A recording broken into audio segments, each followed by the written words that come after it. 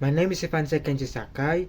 I'm here to present my presentation for project was Applied Linguistics. Throughout this presentation, I'm going to be using the methods from meeting 12. Now, part 1. Problems 1. Mr. Thompson is a linguist studying the use of language in news reporting. He is particularly interested in how language can convey bias, shape public opinion, and influence the perception of news events. Mr. Thompson analyzes articles from various news outlets covering the same events to identify linguistic patterns that may indicate bias. He also considers the impact of these linguistic choices on the audience understanding and interpretation of the news. Question 1. What linguistics features should Mr. Thompson focus on to identify bias in news reporting? Discuss at least 3 features and explain how they can contribute to bias reporting. So the applied linguistic solution is to identify bias. Mr. Thompson should analyze 1. The lexical choice to word selection, the theory tied to communicative competence appropriateness, how word choices suit or manipulate context. The explanation is word connotations subtly shape perception. For example, freedom fighter versus terrorist, same referent, different ideological framing. Bias impact reveals the news outlet's ideological stance or intent to influence readers emotionally. 2. Thematic structure and sentence framing. Theory draws from functional competence from Haymes and text linguistics. The explanation is what is placed in subject or active voice can shape blame of phrase. The protesters damaged the property versus the property was damaged during protest. Bias impact thematic positioning hides or reveals the agency and influences the audience moral judgment.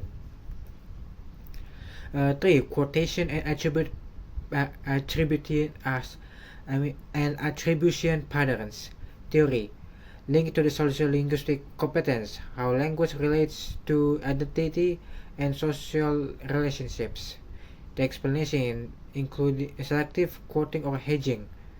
The minister claimed the policy will work versus the minister announced the policy will work. Bias impact. What the claim imply doubt or lack of credibility, subtly discrediting the speaker. Conclusion. Mr. Thompson can effectively apply communicative competence framework Haymes to uncover not only grammatical forms but also ideological meanings and social implications within language used in media. Part 2. Problems. Imagine you are a planner working for the government of a country with a diverse linguistics landscape. The country has several indigenous languages spoken by different ethnic groups, as well as the dominant national language used for official purposes. Your task is to develop a language policy that promotes linguistic diversity while ensuring effective communication and national unity. The question: how can the government promote the use and preservation of indigenous language through education? The applied linguistics solution. To address this issue, apply principles from language planning and policy combined with Haymes' idea of cultural and sociolinguistics competence. Bilingual, multilingual education programs. Theory supports functional and cultural competence. Haymes. The explanation is create curricula that incorporate indigenous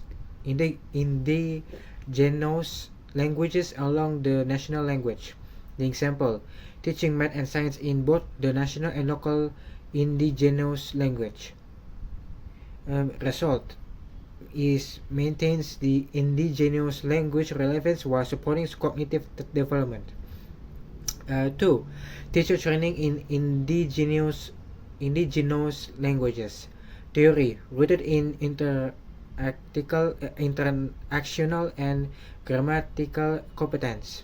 The explanation is trains teachers to be fluent and culturally aware, culturally aware so they can deliver education authentically and confidently in local languages. The result is ensures meaningful instruction and affirms local identity in formal education.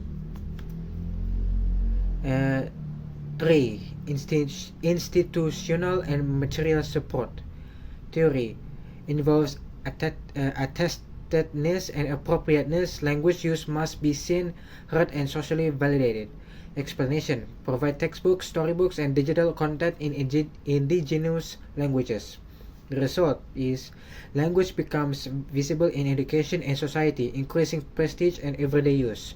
Conclusion: by embedding communicative competence across all domains of education, grammar, culture, function, interaction, governments can foster pride, continuity, and fluency in indigenous languages while promoting national unity. And that's it for my presentations. Thank you for watching, and I apologize if there's any mistake. Assalamualaikum warahmatullahi wabarakatuh.